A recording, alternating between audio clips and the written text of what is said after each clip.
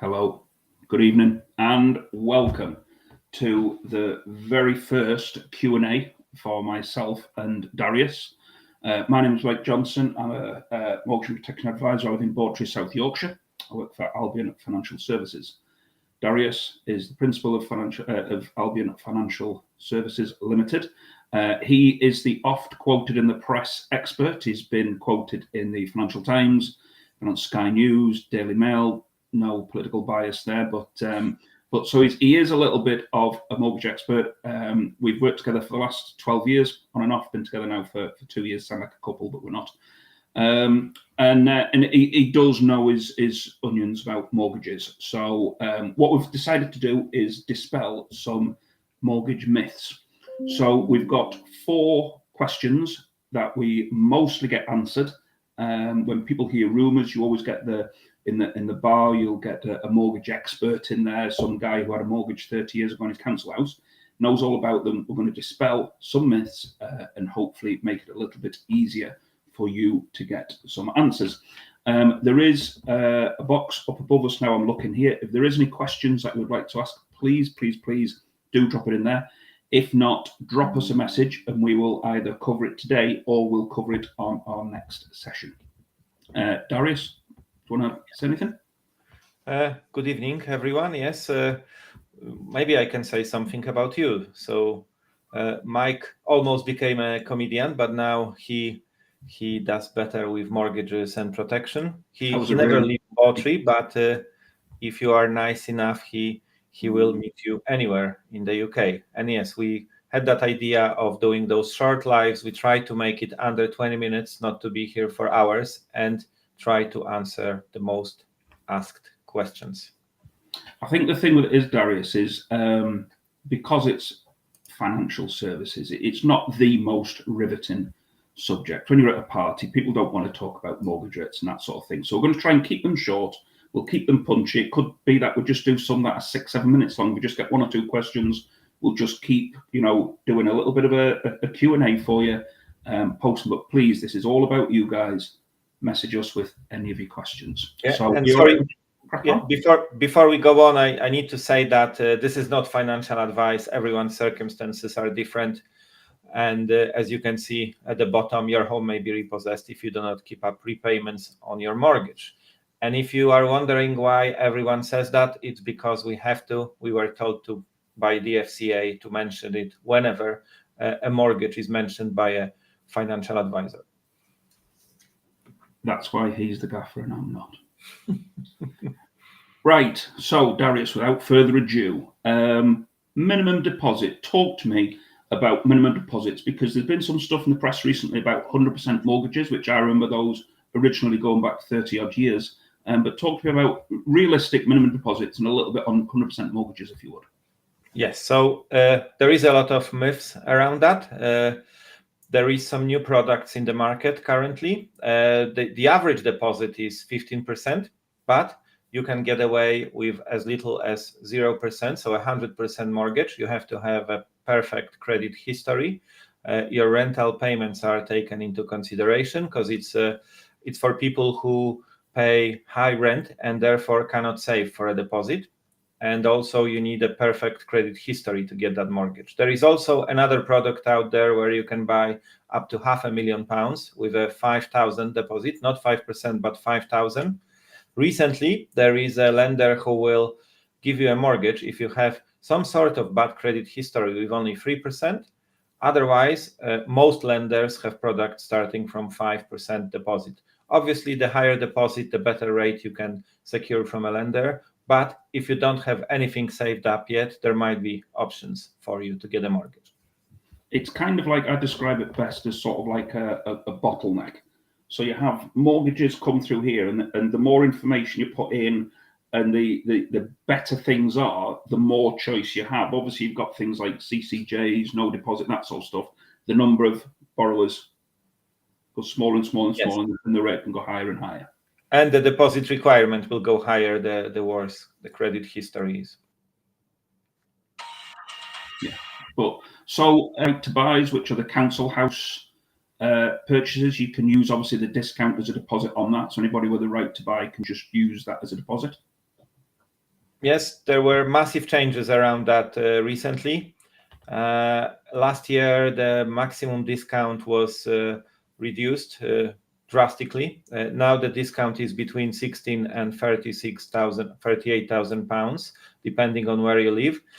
Before, in London, you could get a discount of up to 110,000 pounds, so a massive reduction. So if you didn't get to apply before that deadline and you apply now for your right to buy purchase, you will unfortunately get that lower discount. But the discount is your deposit. You don't need any funds of your own if that deposit is at least 5%. But would you say that for an average person in the street wanting to buy a 3-bed semi-detached house as a starter home, 15% is the average, but realistically, if they had sort of 5 or even better 10%, it should be relatively easy if your credit score is good to get on the property ladder. Yes, I had a client last month who waited 4 years and managed to save 30%.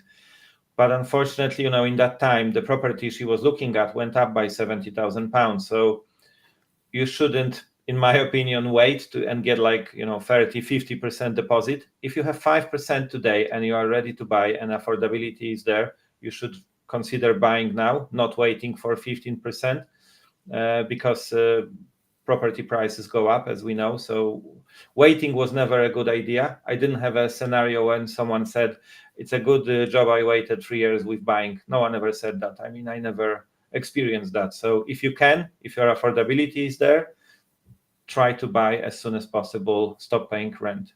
And with that additional money, though, you can overpay the mortgage. Many mortgages you can overpay about 10% a year. Yes, 10%. Most lenders, one lender 20%, and overpaying will mean that you will pay a lot less interest on your mortgage. So even if you overpay by small amounts, I don't know, £100 a month, it will save you a lot in interest paid over the whole term of the mortgage. Perfect. On affordability, you mentioned it there, and that seamlessly, it's almost like you knew what question I was going to ask. That just leads into my next question of lenders will lend up to 4.5%. We just had this chat literally before we came on air. I remember my first mortgage, you could have 3 times of the main breadwinner's salary and 1 time of the lower. So if you're on £20,000, your partner was on 10, you could borrow £70,000. Now, realistically, what are we looking at as regards affordability and salaries and that sort of stuff?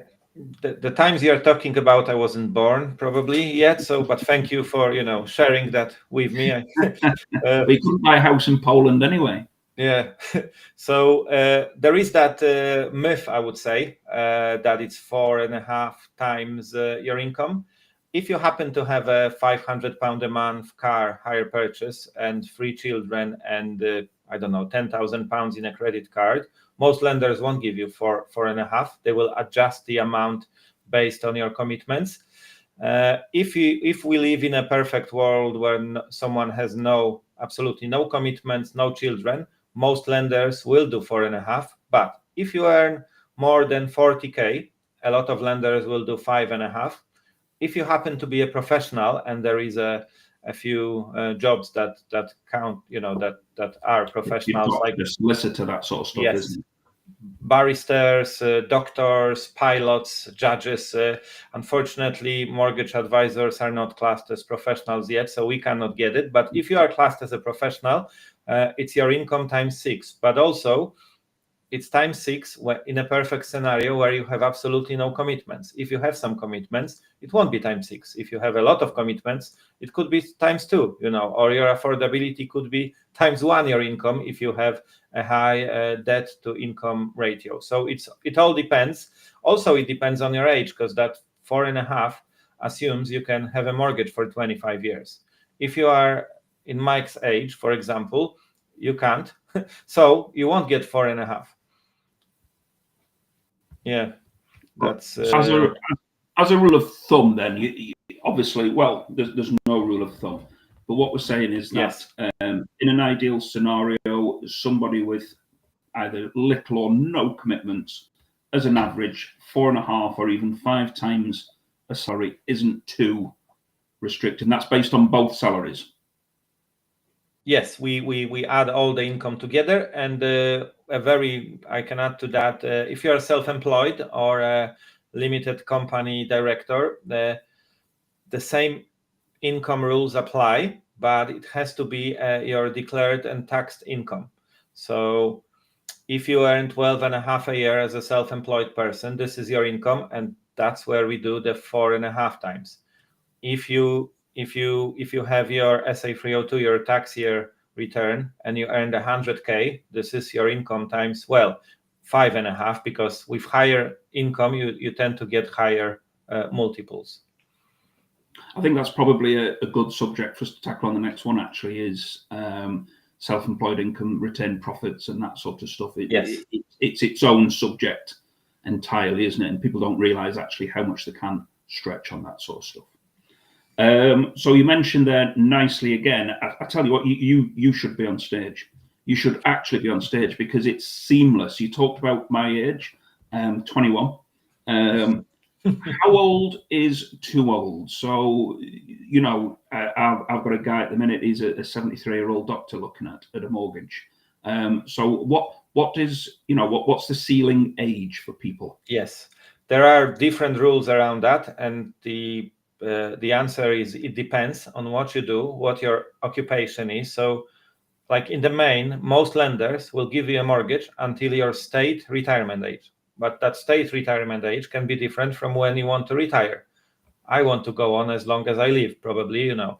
But if you have a manual job, if you are, I don't know, a bricklayer, would you imagine, you know, doing your job when you are 75?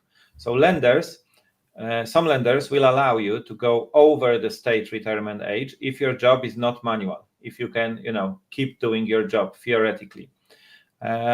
With residential, there is a massive difference between a residential mortgage and a buy-to-let mortgage. With residential, we could go up to 75 with some lenders in some circumstances, and with one up to 80. Also, you know, the older you get when you want that mortgage, they will want to see pension saved up, a pension pot. If you are 10 years before retirement, a lot of lenders are only interested if there is a pension contribution on your payslip. It doesn't matter how much you manage to save up in your pot. For a buy-to-let, a 90-year-old can get a 30-year term mortgage. So there is less strict rules if you want a buy-to-let mortgage. So, Mike, there is a chance There's time yet, isn't it? 120-year-old landlord. That's what you need. That's what you need. It's crazy.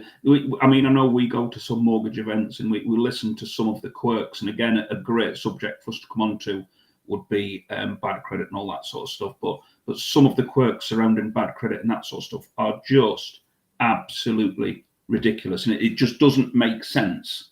But there's a mass market out there for that sort of thing. So I think that would be a good subject again for our next event. And so coming to the end of our time, but there's obviously going to be some changes to stamp duty. And again, we have people ringing in asking what the changes are, how will it affect them, and when does it come into place? So just want to talk us through that.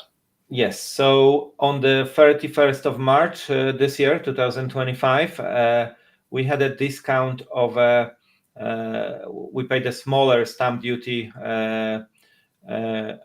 up to a property price of 425,000 pounds, and that limit is changing to 300,000 pounds. So you will pay more tax buying over 300,000 pounds.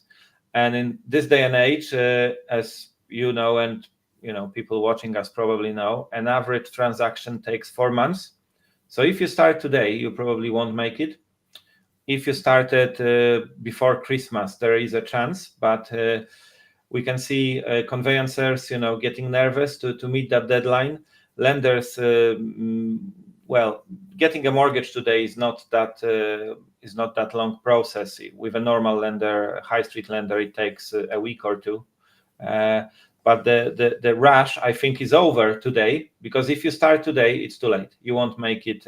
You won't complete, and they look at completion date. You know, so if you start today, it doesn't matter. It matters when you complete. If it's from 1st of April, you will pay more stamp duty from £300,000 property if the purchase price is over £300,000. Could we put some links on our pages explaining what the changes are? Yes, and like with examples and calculations, the difference is thousands. I think it's if you buy at 4 to 5, it's 6,500.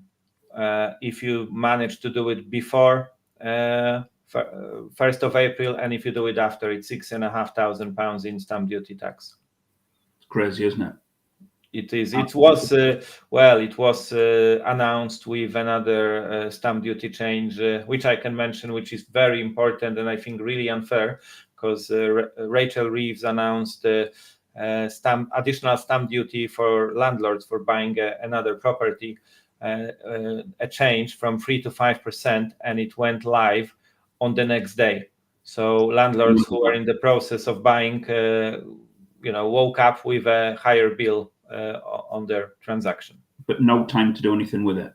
Yes, and I think I'm not as old as you, but I don't remember any tax change announced that would come into life the next day. I don't think I never experienced that before. I've never heard of it. Yeah. I've never heard of it at all. I mean, literally, we talk about people pushing themselves to get the best property they can possibly get, but then you go to bed at 10 o'clock one night, you can wake up at 7 the next morning, and all of a sudden you've got thousands more pounds to find. Yes. So I think that and the renters' rights bill, which could be another topic of our episode, all the changes for landlords are a massive factor to look into if you are thinking of investing about property, or if you have properties now and you probably heard about it, but if you didn't, read a bit about renters' rights bill. What position will that put landlords in? I think it's probably worthwhile when we do these. I mean, we've been sort of best part of 15-20 minutes now, but some things like that where it's quite specific and niche. If you can hear something, I've got a miniature dachshund bashing at the door to get in. If it's something quite particular and niche, that's probably going to take 5-10 minutes of its own. We're happy to do individual stuff like this, face-to-face like this. Everything, as Darius said, everybody is individual. There is not one size fits all. What we've tried to give you is a flavour and an overview of generic cases. Everybody's different. If you are interested in something, we're not here to flog anything, but we do give free initial consultations. Darius loves those, don't you? Yes. I don't know why you question that. I do love it. I can't speak about the weather. I live in Britain 18 years. I would rather speak about mortgages than the weather. So he's a geek. Darius is an absolute mortgage geek. He loves it. Like I say, he's often approached by the media for comments and sort of his thoughts on different things. So he is a little bit of a mortgage expert. I'm the face of the company. But if you do require any information, please just drop us a line. How to get in touch with us, Darius? Yes, we'll leave links under here to book a consultation with Mike or with me.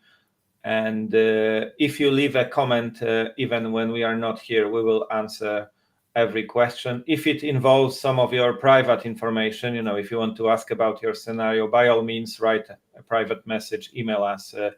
We will answer. And please drop a comment as to what you would like us to talk about. These meetings are going to be about you guys out there.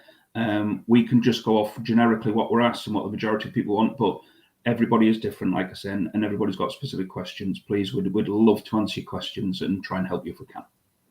Yes. So thank you for watching today. If anyone watched, I didn't follow that. We will try to do this regularly. I think once a week. Yeah. I'm just looking at it. We need one of them apps because they say TV puts like £10 on you. So I think that's a fair representation of yourself, Mike. I might get, them bulldog clips you get for paper. I might just get one of them on the back of my neck, and it'll just pull everything like that. But no, it's been almost 20 minutes now. So yes, let's crack on. Yeah, that was our plan. So I think we can say goodbyes and finish this time. Thank you very much. Thank you for your time. Speak soon. Yes, thank you.